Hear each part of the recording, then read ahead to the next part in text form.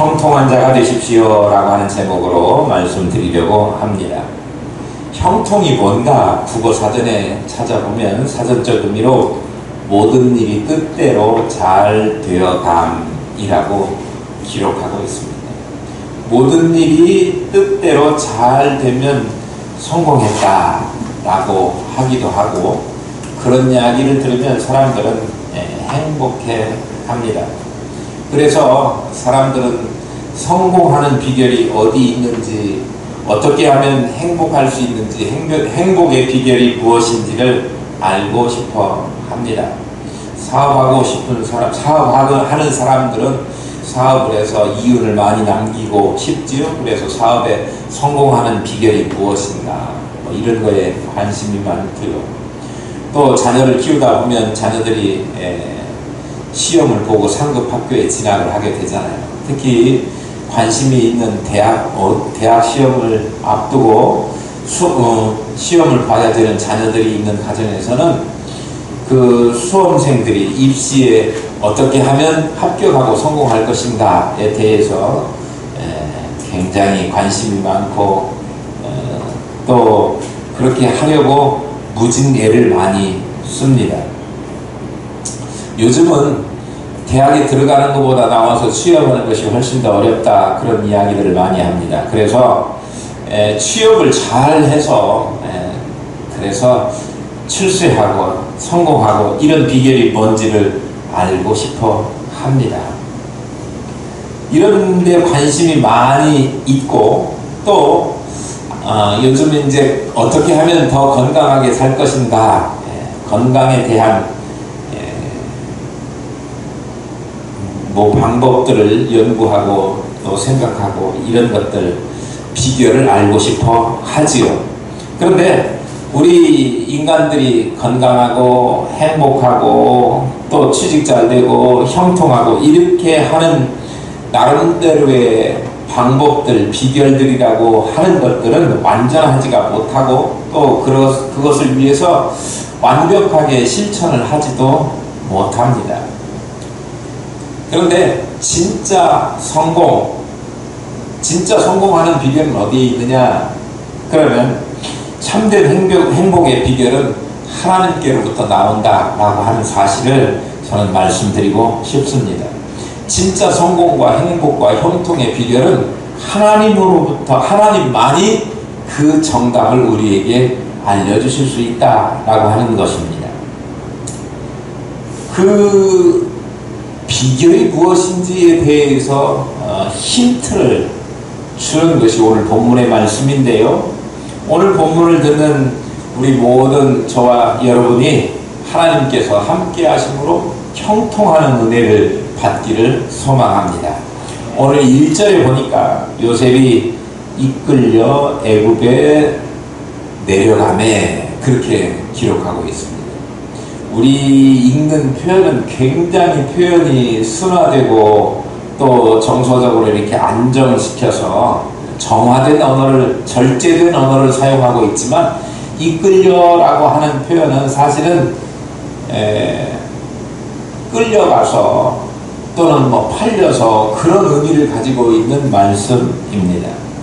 노예로 팔려갔다, 그런 말이에요. 쉽게 말하면 어린 나이에 요셉이 가족들과 헤어지는 것도 불행 중에 보통 불행한 일이 아닌데, 그것도 자기의 형들이 자기를 시기해서 노예로 팔아버렸다, 그런 얘기예요. 그러니까 세상에 이보다 놀라운 일이라고 할까요? 세상에 이보다 더 기이하고 기막힌 일이 어디에 있었겠습니까? 평생에 가족들로부터 버림받고 형제들로부터 팔림을 받았다, 이런 일은 없어야 되는 거죠. 있어서는 안 되죠. 그런데 요셉은 그런 일을 당한 당사자가 되었고 큰 불행을 당했지만, 오늘 본문이 뭐라고 기록하고 있느냐 그러면 하나님께서 함께하여 주셔서 그가 형통케 하셨다 기록하고 있습니다. 본문에 반복적으로 기록하는 말씀이 하나님께서 요셉과 함께 하셨다, 2절에 보세요. 여호와께서 요셉과 함께 하심으로. 3절에 보면 여호와께서 그와 함께 하심으로. 우리 읽지는 않았지만 아래에 내려가서 21절 보면 여호와께서 요셉과 함께 하시고, 또 23절에도 보면 여호와께서 요셉과 함께 하심이라 이렇게 기록하고 있습니다. 형통케 되고 복을 받고 이렇게 되는 것이 원인이 어디에 있느냐 그러면 여호와 하나님이 함께 하여 주심으로, 복의 근원 되신 하나님께서 함께 하여 주실 때만 형통케 된다라고 하는 사실을 성경은 말씀하고 있는 것입니다. 그렇기 때문에 형통하는 복 받기 위해서 하나님께서 함께 하시는 저와 여러분 될 수 있기를 소망합니다. 우리가 늘 기도하고 간구해야 될 것은 뭐냐 그러면 자나깨나 어디서나 하나님 나와 함께하여 주옵소서. 하나님이 함께 하심을 믿습니다. 이게 우리의 기도여야 합니다. 믿음의 조상들은 하나님께서 함께하여 주셨기 때문에 복을 많이 받았음을 성경을 통해서 알 수 있습니다. 창세기 12장에 보면 아브라함이 사는 땅에 극한 흉년이 들었습니다. 그래서 흉년을 피하기 위해서 아브라함이 잠시 동안 애굽으로 가게 되었는데요. 그런데 거기에서 문제가 생겼지요. 아브라함의 아내 사라가 굉장히 미모가 뛰어났습니다. 몹시 아리따워서 사람들 눈에 띄면 굉장히 자기 배우자를 삼았으면 좋겠다 이런 생각을 했던 것 같아요. 이미 결혼해서 남편이 있는 몸이지만 애굽의 바로가 그 사라를 보고 반해가지고 그에게 아브라함으로부터 자기 아내 사라를 빼앗아 갔습니다. 그러나 하나님이 아브라함과 함께 하시기 때문에 하나님께서 바로 왕의 집에 재앙을 내리시고 진노하셔서 왕이 사라에게 손도 못 대고 그리고 아브라함에게로 돌려보내게 하셨다. 창세기 15장에 보면 아브라함아 두려워하지 말라. 나는 너의 방패요 너의 지극히 큰 상급이니라 이렇게 말씀하셨는데 그 말씀하신 대로 완전한 보호하심을 입게 되었던 것입니다. 그와 더불어서 너와 내 후손의 하나님이 되리라 그렇게 약속해 주셨습니다. 너와 내 후손의 하나님, 함께 하시는 하나님이 되겠다 그런 약속이었어요. 그의 아들 이삭도 언제나 하나님이 함께 하여 주시는 복을 받았습니다. 창세기 26장에 보니까 이삭 때도 큰 흉년이 들었지요.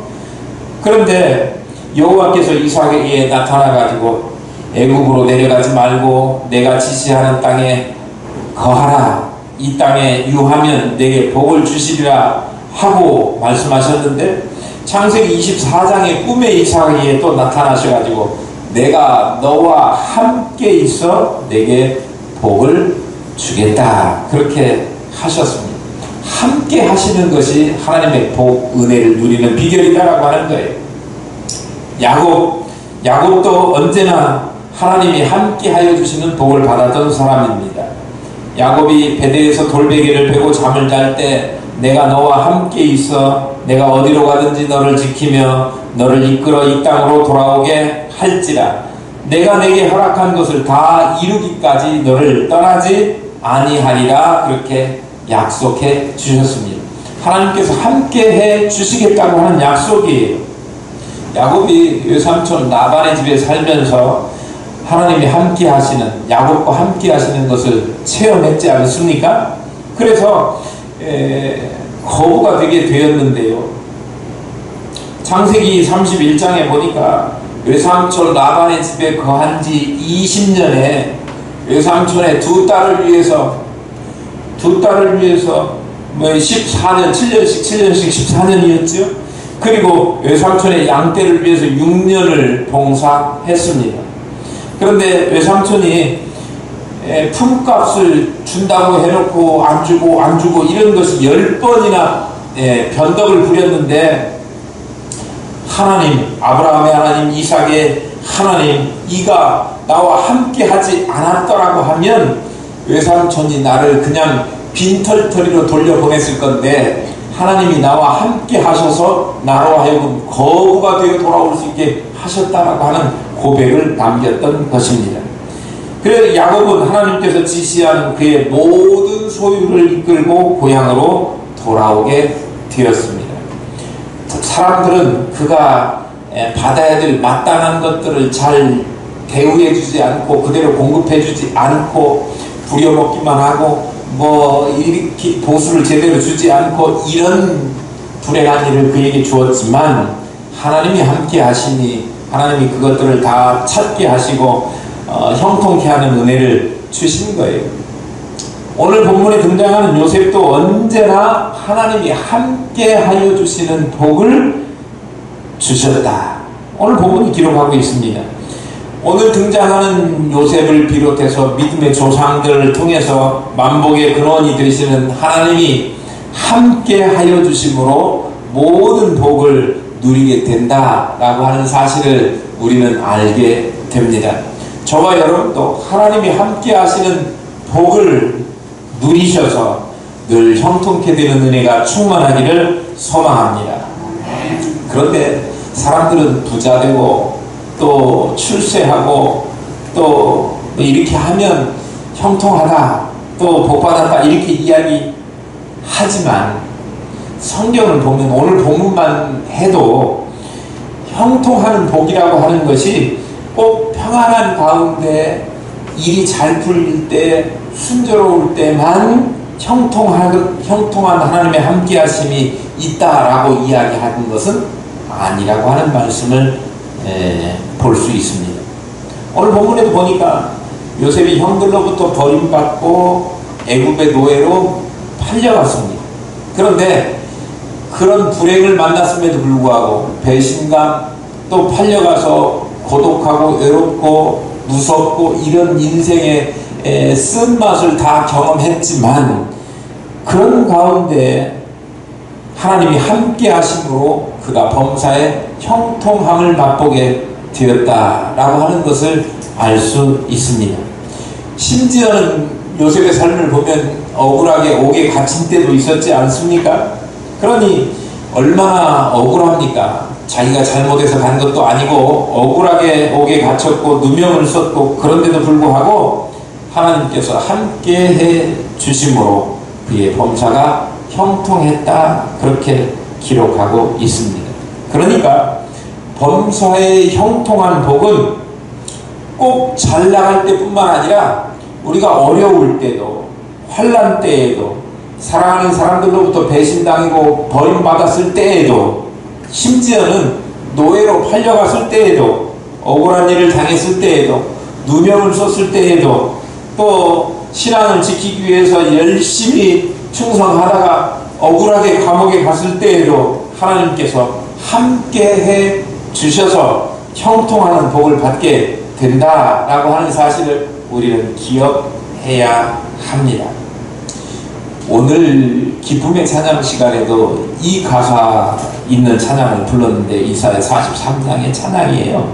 야곱아 너를 창조하신 여호와께서 이제 말씀하시느니라. 이스라엘아 너를 조성하신 자가 이제 말씀하시느니라. 너는 두려워 말라. 내가 너를 구속하였고 내가 너를 지명하여 불렀나니 너는 내 것이라. 내가 물 가운데로 지날 때 내가 함께 할 것이라.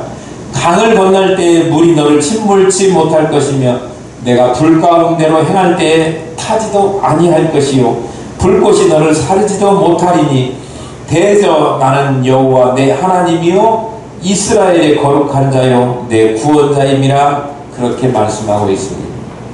이 말씀이 우리에게 참 위로가 되고 또 은혜가 되는 말씀인데 기억해야 될 것은 이 하나님의 은혜를 받은 하나님께서 사랑하시는 창조하신 우리의 아버지 되시는 그 하나님이 우리를 보호하시고 인도하시지만 우리의 가는 길이 꼭 꽃길만 있는 것은 아니라고 하는 것을 본문이 가르쳐줘요. 어떤 길을 간다고요? 우리가 물 가운데로 지날 수도 있다는 거예요. 뿐만 아니라 강을 건너야 될 때도 있다는 거죠. 또요, 불 가운데로 행해야 될 때도 있다고 하는 거예요. 우리가 예수 믿는다고 또 믿음을 가지고 있다고 해서 무조건 좋은 일만 생기고 병 고침 받고 다 순탄한 일, 꽃길만 걷게 되는 것은 아니고, 물을 건너야 되고 강을 건너야 되고 불 속에도 들어갈 때가, 던지워질 때가 있다고 하는 말씀입니다. 그런데 그럼에도 불구하고 그런 어려움 가운데 처해 있는데 하나님이 나 몰라라 하시는 것이 아니라, 내가 너를 지명해서 부른 넌 내 아들이라고 하시면서 우리를 구원해 주시는 하나님의 함께 하심이 있다고 하는 사실을 반드시 믿어야 한다고 하는 거예요. 하나님이 우리를 불러주셔서 하나님의 자녀로 삼으신 하나님께서 너는 내 것이라고 말씀하신 것, 그럼에도 불구하고 우리가 물도 건너고 불 가운데로 지나게도 하시는데 그때마다 구원해 주시며 우리를 보호해 주시겠다고 하는 하나님의 약속을 우리는 믿어야 합니다. 그것을 잘 믿었던 사람 중에 하나가 저는 다윗이라고 생각합니다. 우리가 잘 알고 있는 시편 23편에 다윗은 내가 사망의 음침한 골짜기를 다닐지라도 해를 두려워하지 않을 것은 누가요? 주께서 나와 함께 하심이라, 그렇게 고백했습니다. 음침한 사망의 골짜기를 걸어갔다 그런 말씀이에요.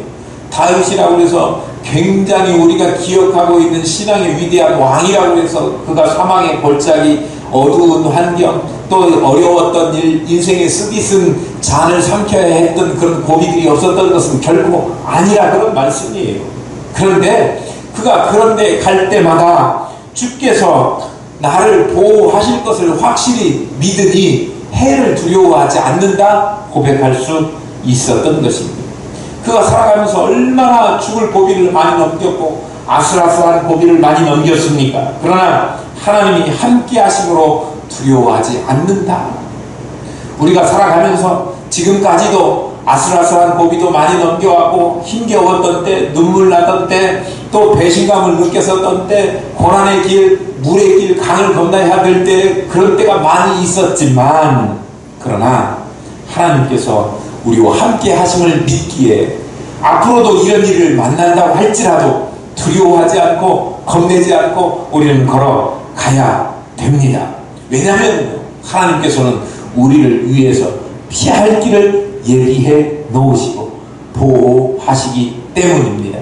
길이 없으면 길을 만들어서라도 우리로 하여금 지나가게 하시고 넘어가게 하시는 은혜를 주시는 좋으신 하나님이 우리의 아버지 되시는 하나님이심을 우리는 기억해야 합니다. 우리는 이 다윗의 고백에서 큰 위로와 용기를 얻습니다. 아무리 환난이 오고 큰 재난이 온다고 하더라도 하나님께서 함께 하시면 형통하는 복, 극복해 나가는 복을 얻게 될 것이니까요. 어려울 때에도 반드시 하나님은 우리와 함께 하신다. 그 사실을 늘 기억하시는 저와 여러분 될 수 있기를 축복합니다. 또 본문을 통해서 우리가 살펴보면 범사에 형통하는 복은 문제가 하나도 생기지 않는 것, 무조건 잘 되고 많이 소유하게 되는 것, 뭐 이런 것들이 형통하는 것이다 이렇게 말할 수 없고, 고난 가운데도 길을 내시고 피할 길을 주시고 어떤 문제가 있어도 넘어가게 하시는 잘 헤쳐나갈 수 있는 능력을 주시는 것이다 라고 하는 사실을 알 수 있습니다. 요셉을 보면 잘 알 수 있어요. 요셉에게 어떤 문제가 있었어요? 서두에도 말씀드린 바와 같이 형들에 의해서 그가 팔려갔습니다. 정말 그것뿐만 아니라 인생을 살면서 많은 문제들을 그가 만났지 않습니까? 애굽의 노예로 팔려갔어요. 그런데 하나님께서 함께 하시니까 보디발의 집에 가정총무가 되었음을 말씀하고 있습니다. 그런데 좀 나아지는 듯 했는데, 팔려왔는데 그거 넘어가고 이제 가정총무 역할로 좀 형편이 피는가 또 상황이 나아지는가 그렇게 생각했는데, 보디발 장군의 아내가 유혹했잖아요. 그런데 유혹에 넘어가지 않고 나는 바르게 하나님 믿는 사람으로 청결하게 그렇게 살아야 된다는 각오와 결단으로 거절했지 않습니까? 그러니까 누명을 씌워요. 억울하게 누명을 쓰고 감옥에 가게 되었는데도 그때에도 하나님이 함께 하시니 옥중에 재반 사물을 관리하는 책임자로 세워주신 것입니다. 그리고 그 감옥에서 꿈 해몽을 잘한다는 소문이 나서 나중에 바로 왕의 꿈을 해몽하는 그런 계기가 되었지 않습니까? 그래서 애굽의 국무총리가 되는 영화도 누리게 되었습니다. 우리 이삭은 어떻습니까? 흉년 들어 어려움을 당했지만 하나님이 함께 해주시니까 그랄 지방으로 가서 농사를 지어서 그 해에 100배의 복을 받아 마침내 거부가 되었음을 성경은 증거해 주고 있습니다.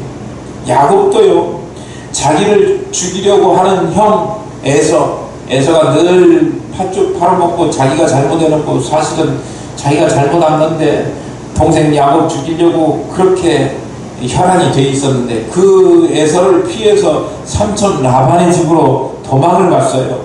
그런데 하나님이 함께 해 주셔서 큰 복을 받았지요.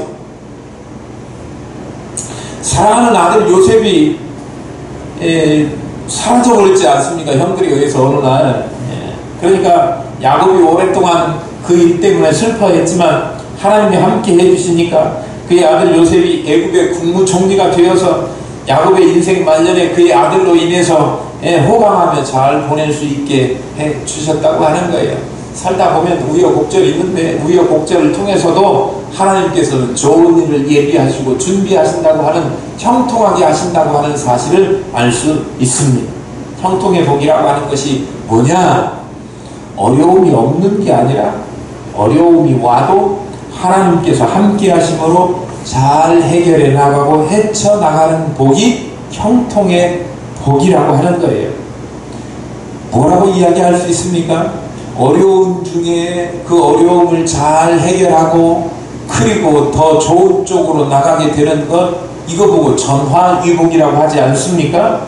오늘 예배자들에게 인생에 있어서 어려운 때는 만나지 말게 해주십시오 이렇게 할 것이 아니라, 그래도 그렇게 기도한다고 해도 우리에게는 언제든지 어려운 일이 올 수 있거든요.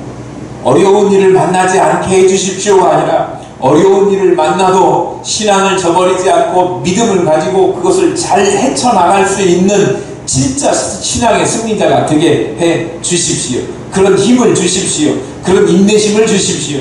그런 강한 믿음을 주십시오 라고 기도해야 할 것입니다. 그런데요, 문제는요, 이런 어려운 일들이 한 번만 있는 게 아니고 거듭해서 반복적으로 계속해서 어려운 일이 생길 때가 있습니다. 그러면요, 한 번도 아니고 두 번도 아니고 거듭해서 이런 어려운 일이 생기는 거 보니까 하나님이 우리를 떠나셨나 보다, 나를 떠나셨나 보다, 나를 버리셨는가 보다, 아니 더 나아가서 하나님이 안 계신가 보다 까지 나가는 사람들도 있습니다. 낙심하는 거죠. 그러나 하나님은 결코 우리를 버리지 아니하시고 떠나지 아니하신다고 약속하셨습니다. 이사야 49장에 보면 이스라엘 백성들이 고난을 많이 당하니 하나님 앞에 불평했습니다.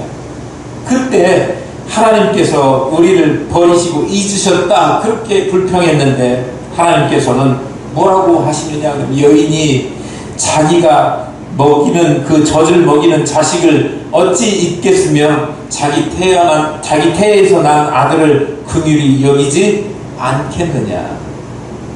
혹시 엄마는, 그런 엄마도 자식을 잊을 수는 있을란가 몰라도 하나님은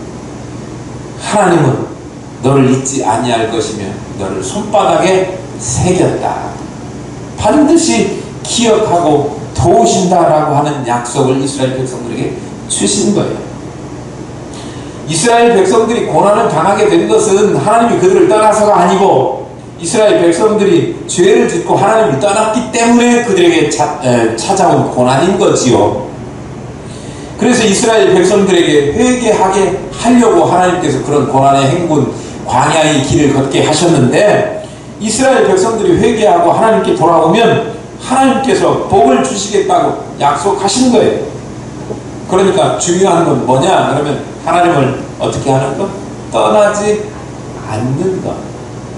고난이 왔다고 해도, 어려움이 왔다고 해도 하나님이 날 버린 것이 아니라고 하는 사실을 반드시 기억하고 하나님을 떠나지 않는 것.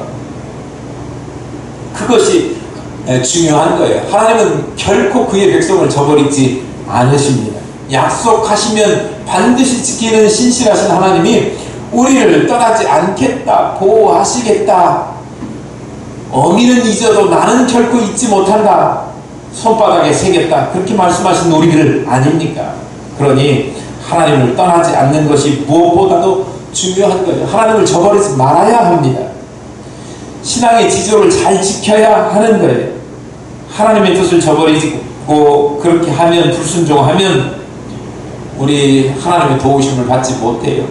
하나님을 떠나지 않고 하나님을 경외하고 그동안의 잘못된 자기의 삶을 회개하고 하나님께로 돌아와 살면 하나님께서 붙들어 주시고 하나님께서 함께해 주시고 범사에 형통하는 복을 받게 될 것입니다.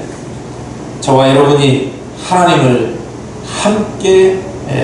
함께 하면서 하나님을 떠나지 않고 늘 동행하면서 한 발짝 더 나아가 하나님을 기쁘게 해드리며 살면 하나님 잠시도 우리를 홀로 남겨두시지 않으시고 늘 함께 하시며 범사에 형통케 하실 줄로 믿습니다. 어려움 중에도 어려운 일을 통하여 오히려 더 좋은 일, 더 선한 일, 더 아름다운 곳으로 우리를 인도해 주신다. 전화위복의 복을 주신다. 모든 일이 합력하여 선을 이루게 하신다 라고 하는 말씀을 이루어 주실 줄로 믿습니다. 저와 여러분이 하나님의 형통케 하시는 복, 하나님과 함께 하는 복, 모든 일을 우리를 통해서 우리가 겪는 우리 주변에서 일어나는 모든 일을 통하여 합력하여 선을 이루시는 하나님의 역사하심을 경험하고 하나님을 찬송하시는 영광스러운 삶이 우리의 삶이 되기를 축복합니다.